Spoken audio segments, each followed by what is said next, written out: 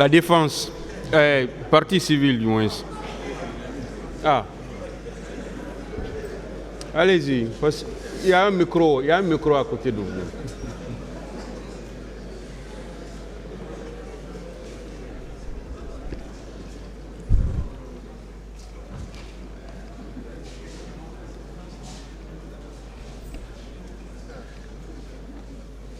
Bonjour, Monsieur Diallo. Bonjour, maître. Alors, moi, je ne vous ai jamais vu physiquement, mais votre voix grave... J'ai pas bien compris.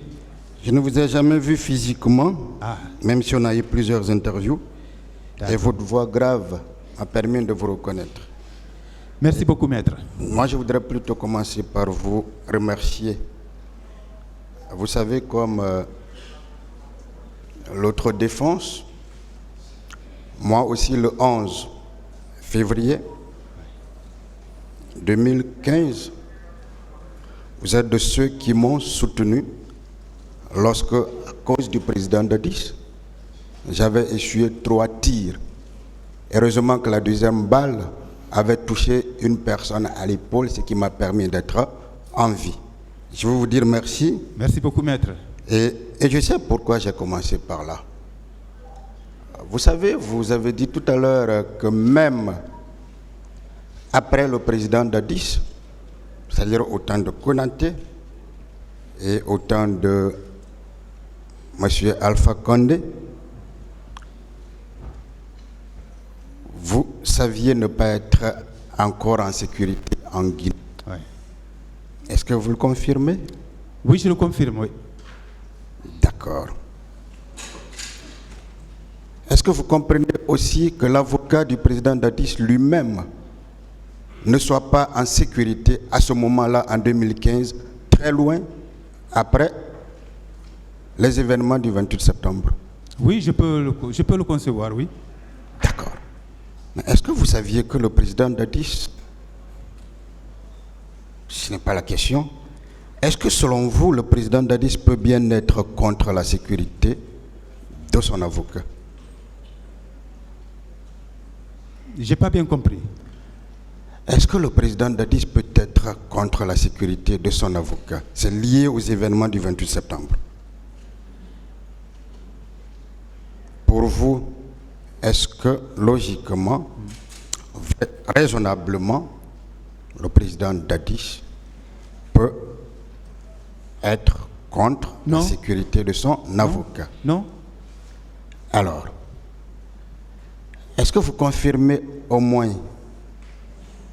que le président Dadis vous admirait? Oui, je le confirme, oui. Vraiment, il vous aimait, il vous admirait? Absolument, oui, je le confirme. Alors, à l'abbé, vous a-t-il vu? Oui, oui, il m'a écoutez, il vous a reçu? Écoutez, mais donnez-moi une seconde, s'il vous plaît. Allez-y. Le capitaine Dadis, j'ai été le premier journaliste à interviewer le capitaine Dadis. Lorsque le lundi 22 décembre 2008, le président de l'Assemblée d'alors, Aboubacar Somparé, le premier ministre d'alors, Ahmed Tidiane Souaré, le chef d'état-major de l'armée d'alors, le général Diarra Camara, ont annoncé tard la nuit la mort du général Lansana Conté et que le mardi matin à 7h30, jeudi 7h30 avec précision puisque la BBC clôturait à l'époque ses programmes du matin à 7h30, à peine la BBC venait de clôturer ses émissions alors qu'on avait parlé toute la nuit de la mort du général Lansana Conté. J'ai entendu une voix que je ne connaissais pas, que les Guinéens ne connaissaient pas, une voix d'un militaire qui annonce sur les zones de la RTG que l'armée a décidé de s'occuper des affaires du pays, que le gouvernement est dissous, que les institutions sont dissoutes, que la constitution suspendue. Je rappelle aussitôt la BBC pour dire un coup d'État est en marche à Conakry. C'était le mardi matin, 7h30.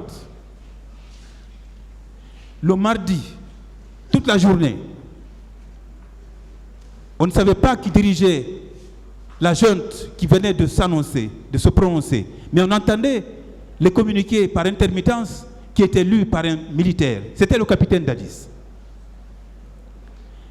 Et le mercredi qui a suivi, donc nous sommes, le lundi c'était le 22, le 23 c'était mardi, le 24 décembre, lorsque toutes les composantes de l'armée, ou en tout cas tous ceux qui aspiraient à prendre le pouvoir par la force, se sont entendus et ont désigné leur commandant en chef, le chef de la junte, le mercredi 24 décembre, et qu'ils ont décidé que ce soit le capitaine Dadis. Lorsque le capitaine Dadis et les membres de la junte, dont le général Konaté et d'autres militaires, ont pris les blindés et des engins militaires du camp Alpha-Yaya pour descendre dans la rue et se faire applaudir, j'ai bougé avec eux au camp Alpha-Yaya. J'étais dans ma petite voiture, derrière eux, mon micro tendu, ce micro-là que vous avez vu ici, tendu, pour vivre ce moment historique. La chute du régime, parce que c'est ce jour-là, pour moi d'ailleurs, que le régime est tombé. Parce que c'est ce jour-là que toutes les composantes de l'armée ont dit, se sont accordées sur la personne qui allait diriger la junte militaire, le capitaine Dadis. Et le soir, c'est bon, s'il vous plaît. La question... Est-ce que votre question a été répondue? Merci, Monsieur le Président. Et il m'a même aidé à faire des économies de questions. Alors, on va toujours rester avec vous. Selon vous, et de manière très personnelle, l'homme que vous aviez l'habitude d'interviewer, est-ce qu'il était enthousiaste à vous recevoir pour être interviewé à tout moment? Absolument, absolument, absolument. Est-ce que vous sentiez en lui qu'il était pour le journaliste que vous êtes et donc pour les journalistes par analogie? Absolument, oui, je le dis, je suis certain. Alors, Monsieur Diallo, est-ce que vous pensez que cet homme-là, puisque vous dites devant ce tribunal que vous avez été victime de violence, vous avez même été victime de coups, est-ce que vous pensez que cet homme-là peut être à l'origine de cela? Est-ce que le capitaine Dadis, à l'époque, maîtrisait sa garde? Est-ce qu'il maîtrisait vraiment la garde présidentielle? Vous avez écouté tout ce qui a été dit ici. Et je sais qu'au camp militaire à l'époque, il y avait une sainte pagaille. Est-ce qu'il maîtrisait la garde? Il devait.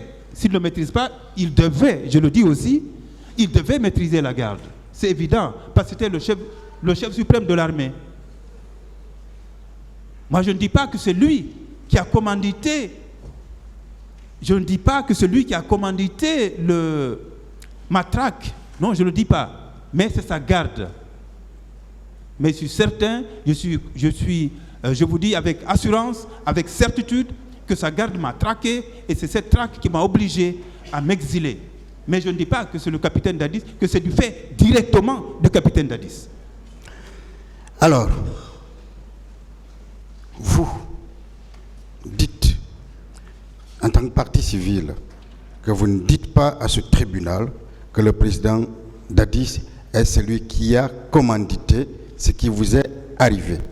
Est-ce qu'au moins vous le confirmez? Oui, mais c'est ce que je dis, maître. C'est-à-dire que... C'est pour ça que je parle de confirmation. Non, c'est ce que je dis. Je ne dis pas que c'est lui parce que je n'ai pas eu d'informations émanant qui me disent, qui confirment que c'est lui.